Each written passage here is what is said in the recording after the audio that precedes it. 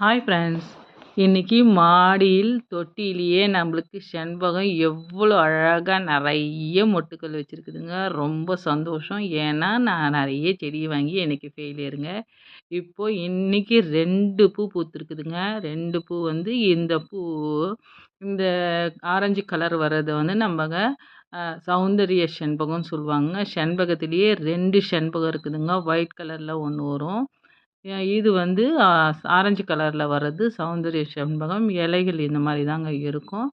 இது வந்து இது ஹேர் லேயரிங் போட்ட பிளான்ட்டுங்க. இது ஹேர் லேயரிங்னா பெரிய மரத்தில் ஹேர் லேயரிங் போடும்போது நம்ம தொட்டிலேயே வச்சு நம்ம பூக்கள் அறுவடை பண்ணலாம். இல்லைன்னா இதெல்லாம் வந்து பெரிய மரமானால் தாங்க பூக்கள் குடிக்கக்கூடியது. ஏன்னா இது விதைகள் மூலம் வரும்போது வருஷக்கணக்காகும். இதனுடைய வளர்ப்பு முறை பற்றி நான் ஃபுல் வீடியோ கூடிய சீக்கிரத்தில் கொடுங்க. ஈஸிங்க. நம்ம சின்ன சின்ன வேலைகள் பண்ணாவே நம்ம செண்பகம் மாடியிலேயே அறுவடை பண்ணலாங்க.